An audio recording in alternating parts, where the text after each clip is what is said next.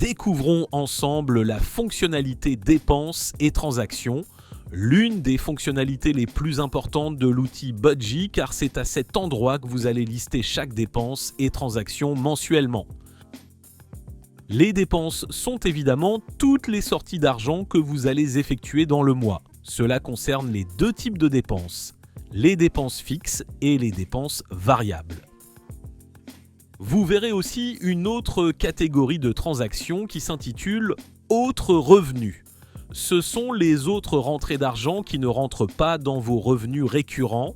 Ce sont des rentrées d'argent ponctuelles, comme par exemple un remboursement de la mutuelle, de vos amis ou de votre famille, mais aussi un virement entre vos comptes bancaires. Il faut bien faire la distinction entre vos revenus récurrents, salaires, pensions, qui sont à lister dans l'onglet « Revenus » et les autres rentrées d'argent ponctuelles qui sont à lister dans l'onglet « Dépenses et transactions ». À l'ouverture de l'onglet « Dépenses et transactions », vous voyez une première ligne automatiquement présente que vous ne pouvez pas supprimer. C'est une ligne d'ajustement qui est le report du solde du mois précédent. En fin de mois, il peut vous rester un solde positif comme négatif. Ce solde est visible et connu dans la tuile « Solde restant réel ». C'est ce montant de la tuile « Solde restant réel du mois précédent » qu'il faudra reporter dans la première ligne « Report de solde précédent ». Par exemple, si vous terminez le mois de décembre 2025 avec un solde positif de 100 €, il faudra renseigner 100 € à cet endroit pour janvier 2026. Les 100 € du report de solde vont donc s'ajouter au solde restant réel du mois en cours. Si vous terminez le mois en négatif avec moins 100 €, il faudra ajouter un moins devant le nombre 100 dans la case du report.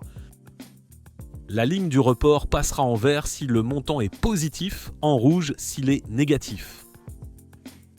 Pour notre exemple, on va partir du principe qu'on démarre le mois avec un solde positif. Vous allez ensuite ajouter ligne par ligne chaque dépense et transaction quotidienne. Ce tableau va être en quelque sorte le reflet de votre compte bancaire. Petit conseil, dès que vous effectuez une dépense, notez-la le jour même afin de ne pas l'oublier. Pour ajouter une ligne, cliquez sur le bouton « Ajouter une ligne » en haut de tableau, mais également sur le bouton en bas à droite. Ces deux boutons ont la même fonction. Une première ligne a été créée. Vous pouvez modifier la date, la catégorie si c'est une dépense fixe, variable ou une autre rentrée d'argent, choisir le poste en lien avec la catégorie.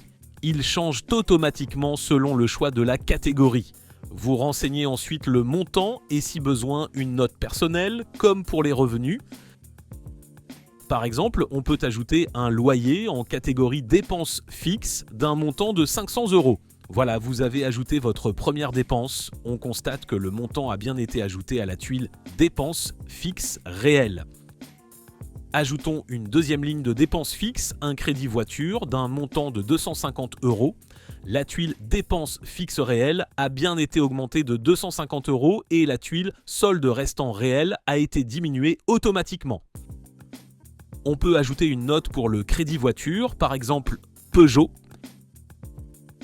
Ajoutons une troisième ligne de dépenses, cette fois-ci variable, pour le poste, bar, café, restaurant, pour un montant de 50 €. La tuile « Dépenses variables réelles » a bien été mise à jour automatiquement par ce qui a été renseigné dans le tableau. Vous avez la possibilité de supprimer une dépense grâce au bouton « Supprimer » situé en bout de ligne. Vous pouvez également réorganiser vos dépenses manuellement dans le tableau grâce à la poignée située au début de chaque ligne. Vous disposez aussi d'une fonctionnalité de pointage.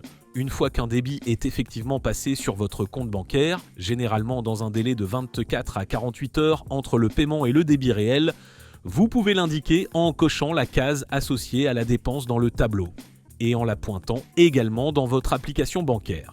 Ce pointage est uniquement un repère visuel.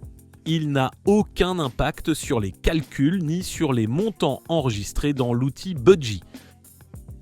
Vous pouvez également ajouter dans le tableau une autre rentrée d'argent. Il n'y aura aucun poste à sélectionner dans ce cas précis. Renseignez ensuite le montant, par exemple 50 €. On visualise bien que c'est une rentrée d'argent car le montant s'affiche en vert. Vous pouvez ensuite indiquer une note, par exemple remboursement, pour indiquer la nature de cette autre rentrée d'argent. On constate bien que le solde restant réel a été augmenté de 50 €.